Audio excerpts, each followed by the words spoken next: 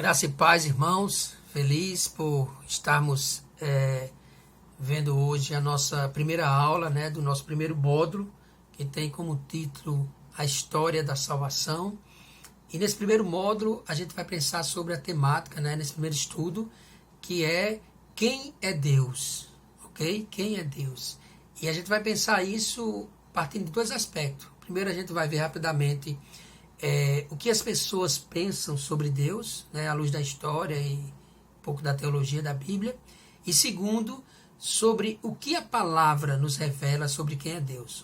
Obviamente não vamos ser tão extensivos, aprofundados, mas vamos tentar mastigar nesse pouco espaço de tempo várias coisas sobre isso e responder as perguntas posteriormente dos irmãos, assim como nós acertamos, certo?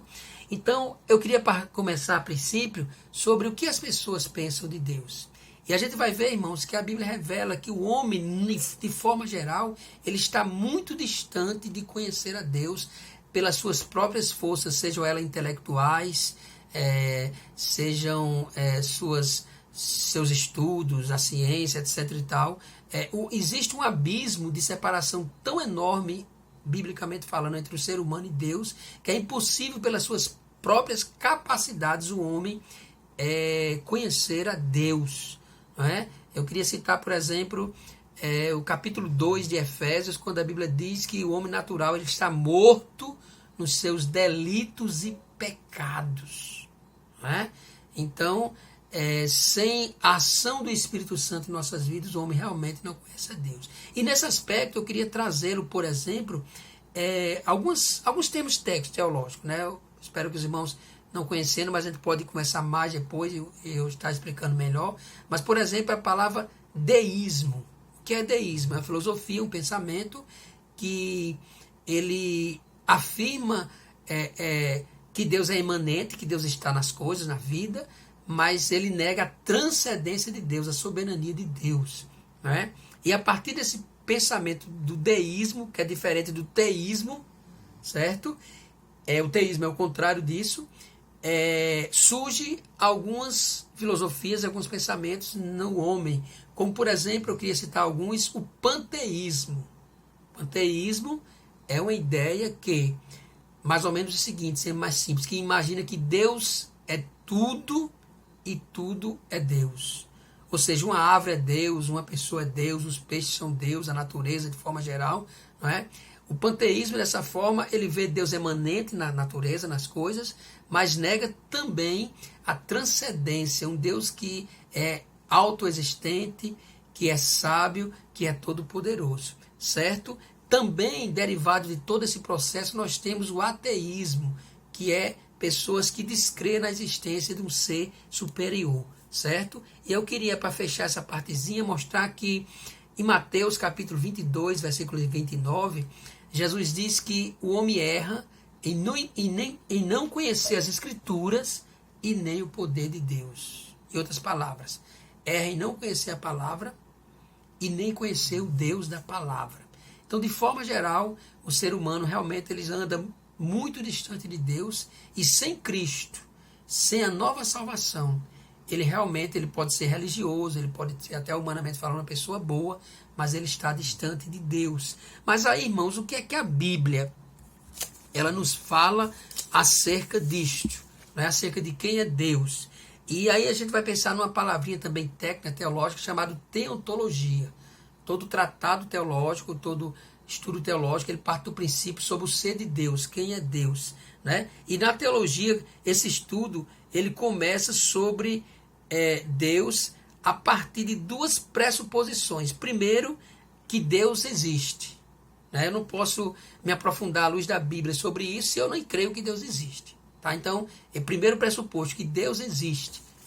E aqui eu queria apenas citar alguns textos, como Hebreus capítulo 11, versículo 6, você pode ler em casa acerca disso, Mateus 22, 29, como eu falei, e Gênesis capítulo 1, versículo 1, para que você entenda que a Bíblia ela já parte desse princípio de que Deus existe. Então, dois pressupostos. Primeiro, Deus existe. Eu estudo a partir desse pressuposto. E segundo, ele se revelou em sua palavra. Certo?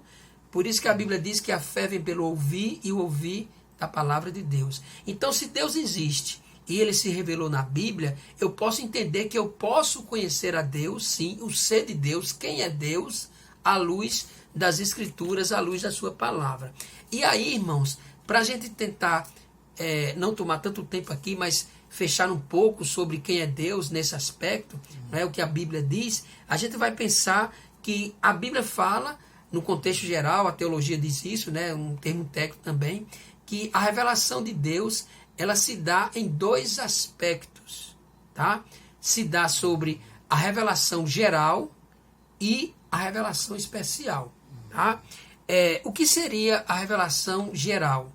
A revelação geral, à luz da Bíblia, a Bíblia nos mostra que, mesmo sem você ouvir o Evangelho, a própria natureza, ela revela o homem a Deus. A gente pode citar, por exemplo, o Salmo 19, que diz que os céus manifestam a glória de Deus e o firmamento, ou seja, a natureza, anuncia as obras de suas mãos. É uma linguagem poética, Salmo 19, mas que fala também essa realidade. Eu queria citar para você também, para você consultar Atos capítulo 14, versículo 17, Romanos capítulo 1, versículo 19 e o versículo 20. Esses textos vão falar sobre essas questões, né? De que Deus se revela ao homem através da própria natureza. Isso é uma questão tão interessante, irmãos, essa revelação geral, que no capítulo 17 de Atos dos Apóstolos, quando Paulo está em Atenas, não é? E as pessoas lá são muito idólatras, você vai ver o texto lá, é bom que você veja para você confirmar isso que eu estou falando. Paulo está falando sobre um Deus desconhecido, que os atenienses, eles criaram tantas coisas para falar sobre Deus e eles acabaram construindo uma estátua que eles colocaram o nome ao Deus desconhecido. A partir daí, Paulo começa a discursar e diz, é desse Deus desconhecido que eu quero falar com vocês. E quando Paulo, no discurso dele sobre isso, se eu não me engano, no versículo 27 do capítulo 17 de Atos dos Apóstolos, ele vai dizer que é esse Deus que fez todas as coisas, que existe, que é Senhor de todas as coisas, que eles devem buscar. Ainda que tateando, feito cego, Paulo quis dizer, né? Eles possam não conseguir encontrá-los. Mostrando que o homem não chega a Deus se não for pela ação do próprio Deus. Mas que Deus, existe essa revelação geral, né? E a segunda revelação, na revelação geral, nós temos Deus se revela pela natureza, pela consciência do homem e pelo governo de Deus na terra, certo? Esses três aspectos a gente pode encontrar. Na revelação especial, é como aquele texto que eu falei, a fé vem pelo ouvir e ouvir da palavra de Deus. É quando o homem nasce de novo e tem um encontro com Deus.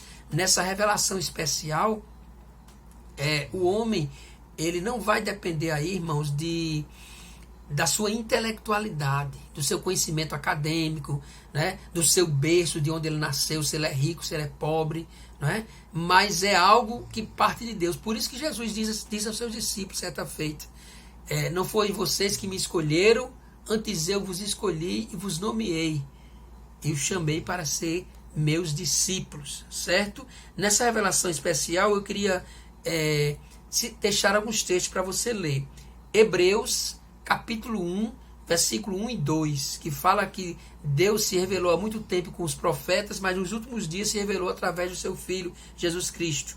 Também 2 Reis, Velho Testamento, capítulo 17, versículo 13, Salmo 103, versículo 7 e João, capítulo 1, versículo 18. Eu queria deixar esses textos para você ler, tá? Que trata sobre a revelação especial, ou seja, o encontro do homem com Deus, certo? Então, dentro desse aspecto, né, Deus se revela dessas duas formas. Existe a revelação geral, que todo homem tem, mesmo os ateus que querem negar a Deus, tudo, mas na verdade muitas vezes eles estão lutando, não é? No aspecto da sua pecaminosidade contra Deus, no estado de rebelião contra Deus, mas todos têm. Porém, a revelação especial, somente os salvos, somente aqueles que tiveram experiência de salvação em Cristo, é que passa a conhecer a Deus dessa forma. Aliás, a palavra conhecer, nesse sentido na Bíblia, é no sentido de um conhecer aprofundado. Nós vamos conhecendo mais o Senhor e Ele vai conhecendo a nós. E aí, nesse aspecto de conhecer a Deus, lembra que eu falei que a gente parte de duas questões, dois pressupostos. Primeiro, entender que Deus existe. E segundo, que Ele se revela na sua palavra. Então, como Ele se revela na sua palavra, uma forma da gente conhecer o ser de Deus na Bíblia é entender os seus atributos que a Bíblia fala sobre Ele, as suas qualidades, certo? E os atributos de Deus, né? Lembram-nos, por exemplo, lá no capítulo 3 de Êxodo, você pode ler na sua Bíblia, quando Moisés, ele tem um encontro ali com Deus, e Deus chama ele para ele resgatar o povo de Israel do Egito. Naquele momento, Moisés ele tem um atrito, porque ele diz, poxa, como é que eu vou voltar e falar ao povo quem me enviou, quem me mandou? E Deus usa uma expressão para com ele, e Deus diz assim, diga lá que eu sou, me enviou até vós. Né? E esse eu sou no hebraico é no sentido daquilo que é o nome de Deus. Né? Um Deus autoexistente, né? Um Deus autoabrangente e auto-independente, ou seja, independente de forma absoluta. Né? Também no capítulo 4, versículo 24 do Evangelho de João, a Bíblia vai dizer que Deus é Espírito. Importa que os que o adore em espírito e em verdade, certo? Então, os atributos de Deus, as qualidades de Deus na Bíblia também, elas vão ser divididas, irmãos, em dois aspectos. Primeiro, os atributos comunicáveis e outros aspecto, os atributos incomunicáveis, tá? O que seria isso? Os atributos comunicáveis de Deus são aqueles atributos ou qualidades que o homem não pode ter, certo? E os atributos comunicáveis, por isso que alguns teólogos usam a expressão comunicáveis, eu acho ela mais fácil de se entender, são atributos que Deus tem, claro que de forma perfeita e maravilhosa, mas que alguns aspectos dele podem existir no homem, como por exemplo de atributos incomunicáveis, a autoexistência de Deus. Ninguém é autoexistente. Toda a natureza, todo o homem, os anjos, tudo foram criados. Mas Deus é autoexistente, ninguém o criou. E a imutabilidade de Deus, Deus é imutável. Eu posso mudar, você pode mudar. Eu digo uma coisa aqui, amanhã eu posso não segurar o que eu digo, ou você ou qualquer pessoa. Mas Deus, ele é imutável. A questão da infinitude de Deus, ele é infinito. Você pode ver sobre isso, Salmo 145, versículo 3. A eternidade de Deus, a sua soberania, a sua onisciência, onipotência e onipresença são também atributos incomunicáveis de Deus, que ninguém tem, certo? Os atributos comunicáveis, a gente pode pensar sobre a espiritualidade de Deus, né? Como eu falei do João 4, 24, que diz que Deus é espírito, né? A sua espiritualidade. A Bíblia diz que nós somos a imagem e semelhança de Deus em espírito, na alma, não é? A intelectualidade de Deus, a Bíblia fala sobre a inteligência, né? Sobre o saber de Deus, os tesouros da ciência, da sabedoria de Deus, né? Alguns atributos morais de Deus que também são comunicáveis, como sua bondade, o amor de Deus, né? De alguma forma a gente tem um pouco de amor.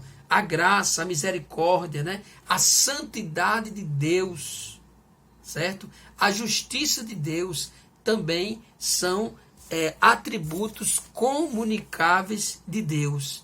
Então, nós podemos conhecer a Deus na sua palavra através dos seus atributos, né? E como eu falei, subdividindo entre os atributos comunicáveis e os atributos incomunicáveis, certo, irmãos? Então eu queria ficar por aqui, né? Estou vendo ali o tempo para a gente não se estender muito. E dentro desse aspecto eu espero que haja uma compreensão dos irmãos. Você pode ver esse vídeo 1, 2, 3, 4 vezes, né? Anotar alguns textos bíblicos.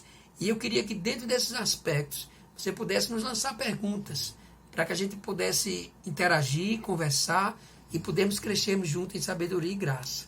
Então que Deus abençoe a todos, não é? E a gente vai marcar o dia, talvez no domingo de manhã, para a gente estar respondendo perguntas acerca dessa primeira aula sobre a temática quem é Deus, né? O que as pessoas podem pensar de Deus à luz da história, da teologia e o que a Bíblia nos revela sobre o ser de Deus. Então, que Deus abençoe a todos, em nome de Jesus.